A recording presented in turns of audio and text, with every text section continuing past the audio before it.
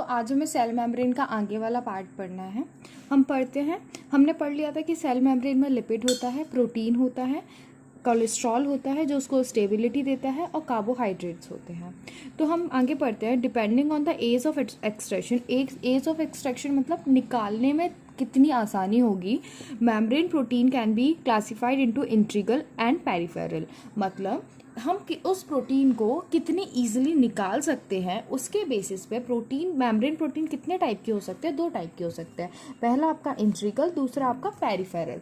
Integral protein वो protein होते हैं जो कि आपके इंटीग्रेटेड है, मतलब अंदर धसे हुए प्रोटीन है। और पेरिफेरल प्रोटीन जैसे कि नाम ही बता रहा है जो कि पेरीफेरी पे प्रेजेंट होंगे, वो आपके क्या हो जाएंगे, पेरिफेरल प्रोटीन हो जाएंगे।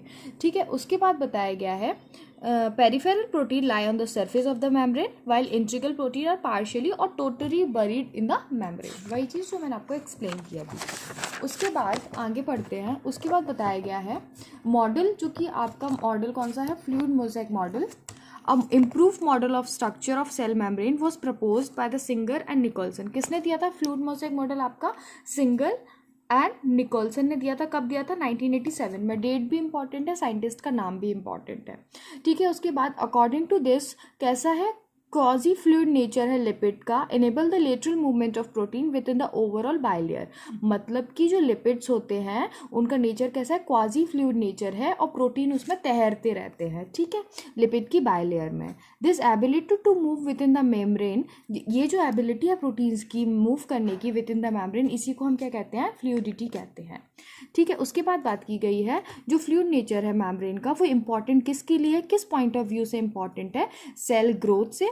तो आपको ये क्वेश्चन आ सकता है, सेल ग्रोथ से इंपॉर्टेंट है, फॉर्मेशन ऑफ इंट्रासेल्युलर जंक्शंस, एक सेल से दूसरे सेल जो ट्रांसफर होगा सामान, उसके लिए आपकी फ्लूइडिटी इंपॉर्टेंट है, सेल ग्रोथ के लिए इंपॉर्टेंट है। उसके बाद आपका सिक्रीशन के लिए इंपॉर्टेंट है, एंडोसाइटोसिस के लिए इंपॉर्टेंट है, एंड सेल डिवीजन के लिए इंपॉर्टेंट है। ठीक है, उसके बाद बताया गया है प्लाज्मा मेम्ब्रेन के फंक्शंस के बारे में।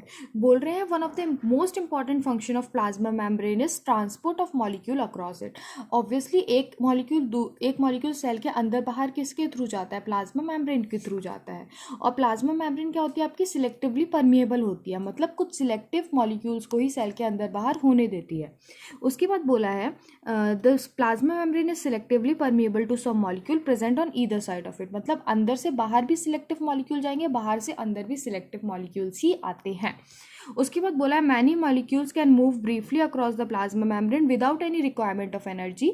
यदि हमें एनर्जी नहीं लग रही है और पैसिवली यदि वो विदाउट एनर्जी मूव कर रहे हैं molecule across the cell membrane, तो ऐसे ट्रांसपोर्ट को हम कहते हैं passive transport. Neutral solute may move across the membrane by simple diffusion along the concentration gradient. जैसे ये आपकी सेल मेम्ब्रेन है और यहाँ पे कंसंट्रेशन ज़्यादा है मॉलिक्यूल्स की, यहाँ पे कंसंट्रेशन कम है, तो ऑब्वियसली मॉलिक्यूल कहाँ मूव करेंगे, यहाँ से यहाँ मूव करेंगे, जब तक कंसंट्रेशन दोनों जगह इक्वल नहीं हो जाएगी। 1 2 3 4 5 6 हैं इधर, और इधर 1 2 हैं, तो आपको क्या करना पड़ेगा, 2 मॉलिक्यूल उठ के इधर आ जाएंगे, तो दोनों तरफ 4 4 हो जाएंगे, तो ये क्या हो गया, डिफ्यूजन हो गया।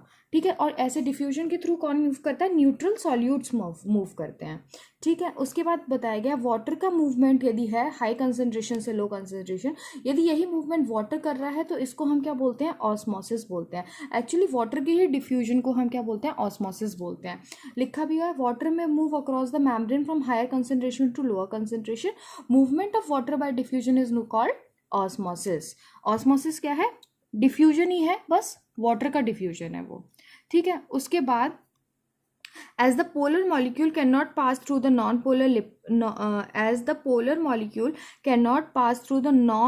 lipid bilayer, they require the carrier protein to membrane to facilitate their transport across the membrane। अब कुछ पोलर मॉलिक्यूल होते हैं वो यदि नहीं मूव कर पा रहे हैं मेम्ब्रेन के अक्रॉस, तो उनको हम स्पेशल प्रोटीन्स के थ्रू क्रॉस करवाते हैं।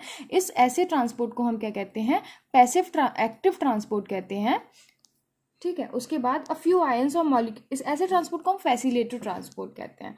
लेकिन यदि एनर्जी लग रही है, एटीपी यूटिलाइज हो रहा है, उसको हम कहते हैं एक्टिव ट्रांसपोर्ट। क्या लिखा गया, a few ions or molecule are transported across the membrane against the concentration gradient. मतलब यहाँ से यहाँ ले जा रहे हैं, मतलब यहाँ ऑलरेडी कंसंट्रेशन कम है और यहाँ ऑलरेडी कंसंट्रेशन ज़्यादा है, स्टिल हम मॉलिक्यूल्स के यदि यहाँ से यहाँ मूव कर रहे हैं तो क्या लगेगी, आपकी एनर्जी लगेगी। और यदि एनर्जी लग रही है तो उसको हम क्या बोलते हैं, एक्टिव ट्रांसपोर्ट बोलते हैं। क्या लिखा गया a few ions or molecule are transported across the plasma membrane against the concentration gradient that is from lower concentration to higher concentration. इसमें क्या होती है, एनर्जी लगती है, एनर्जी डिपेंडेंट प्रोसेस है और एटीपी यूटिलाइज होता है और इसी को हम बोलते हैं एक्टिव ट्रांसपोर्ट। इसका एग्जांपल दिया आपका सोडियम पोटेशियम पंप।